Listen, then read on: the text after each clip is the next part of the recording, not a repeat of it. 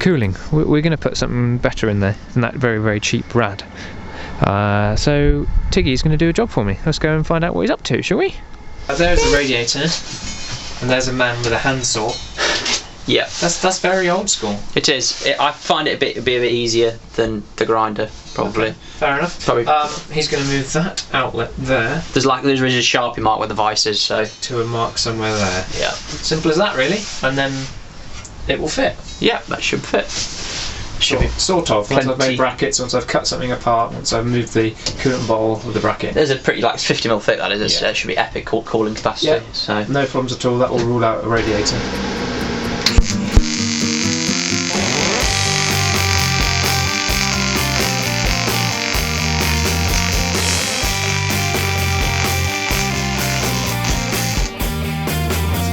yeah.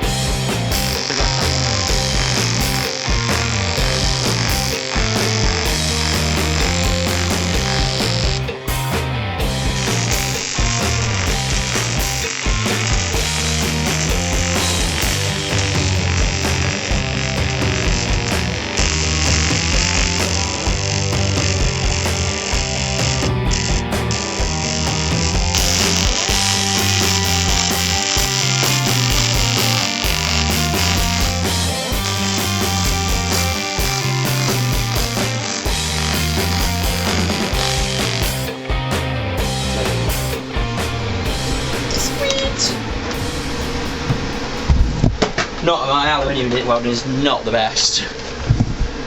Okay, it was out of focus anyway. So we've got our blanking plate welded back in, so we use the hole saw that we took out from there to do that and put it there. So And put that one there. put that on there, so we swapped them essentially. So all good. Loving it. Yeah, we're really loving it, and we've got a lovely car that's running perfectly to put it in. We'll discuss that on another episode, I think. Yes. It'll be seen soon. Hopefully, actually, when I fit this, I won't be fitting this until we fix the major problem. This will just sit at home now. It's annoying. This is done. When this episode goes out and I edit this, the engine will be fixed, or... So it makes quite a bit of sense now to rip out this old radiator. Well, it's actually not very old at all, it's not done much work. But to pull it out now, while all the pipe work is off, because we had to rebuild the engine, which you'll see in another episode.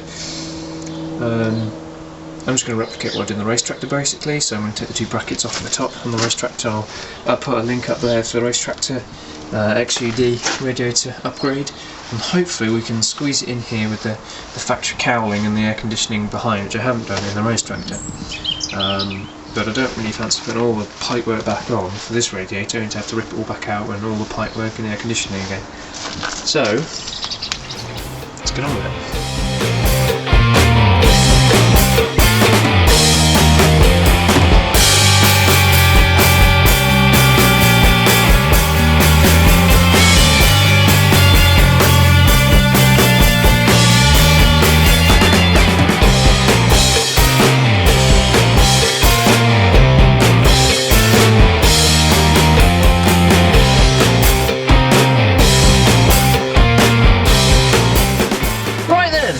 So,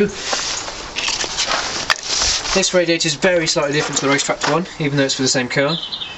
They must fit in oddly easier ways. Anyway, most of the weight is on the bottom, down there.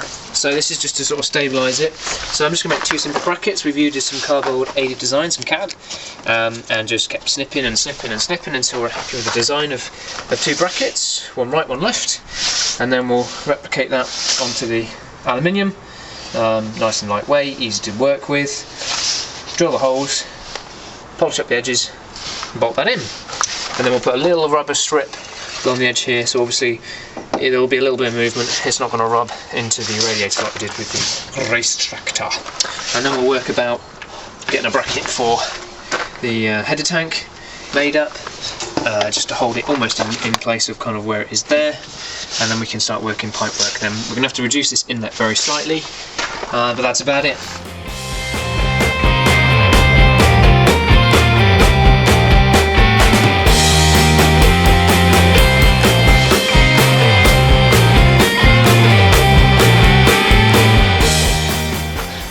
radiator's in with the brackets.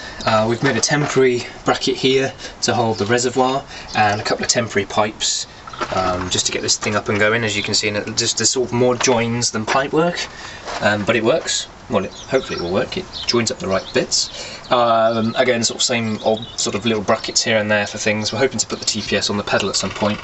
Had to shorten this pipe here. Unfortunately, had to cut the shiny pipe down just to allow for the radiator. Nothing else there be modified, so that's fine. Everything's back together. So today we'll get this end up this corner up. Washer pump. Actually, the washer bottle is leaking, so I'll replace that with Race Tractor's one. And we'll time it up, and we're going to switch out the water pump for a Germany Hipu one, Hipu,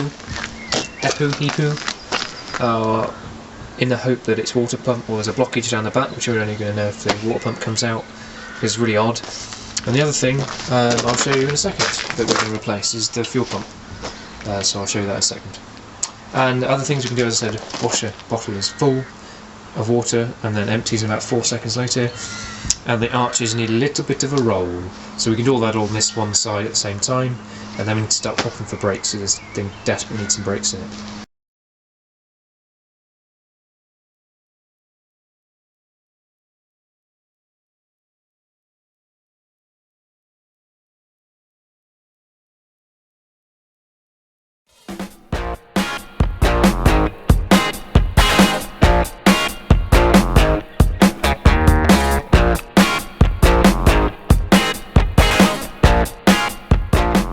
So pump is off, that's water pump and high pressure fuel pump. There's not much to see on these. You need a really perfect environment to strip these down, unlike the old Bosch pumps. So this is a Bosch R70, I think people know it as. Is there really many faults with it? I'm not sure. We have some fuel capping issues already with potentially this pump. Not that I know much about it, to be honest. But they're all new injectors in there, all rebuilt injectors, so I've got idle issues, and the fuel pressure regulator, I was going to buy a new one because I've replaced it once, still not quite right, and I think it was still leaking a little bit. They're 80 quid, I think, 85 pounds, and I was like, well, with a rebuilt pump you get one of these anyway, so it seemed a bit of a no-brainer.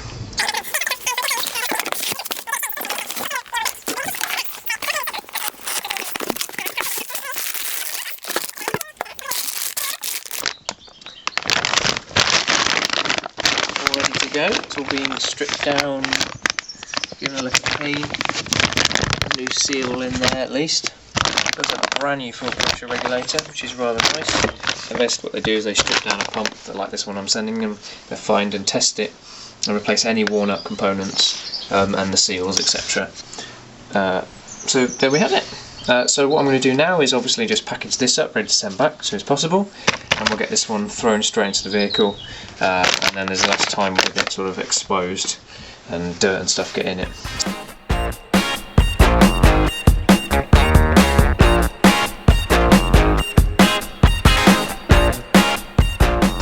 So you might have seen on the time lapse just then, so our engine mount here, which is, I can't even remember what this is from, I'd have to go back to my own videos to check, but it's a real specific engine mount to hold it at the right angle for sitting in the 306, but these threads were just dead when I bought it, to be honest, and I re-tapped them, standard thread, but they still weren't happy, and every time you put a bolt in and out you lost a few more threads, so we've drilled those two out and they've got M12 bolts in it now, and I've drilled that one out and put a different thread in it.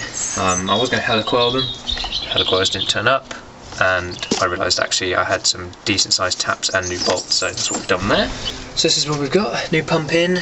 I'm going to flush the fuel system in a second, once the belt's all on. We're just going to whop the water pump in here now. So we've just checked any blockages, any dirt in there, there's nothing in there, it's all clean, we've cleaned the face off. Nothing really I could find with the wrong cold water pump, if I'm honest. This does feel like it's got a little bit more thought gone into this water pump, and it feels better. Pulley looks better made. It's got a German word on the pulley, so that must mean it's good. And it is. I had to do lots of reading, and it's from Germany, and it's well known to be one of the best water pumps. So we'll throw that in. I don't think it's going to make a blind bit of difference, but at least I can roll it out. So let's go with it.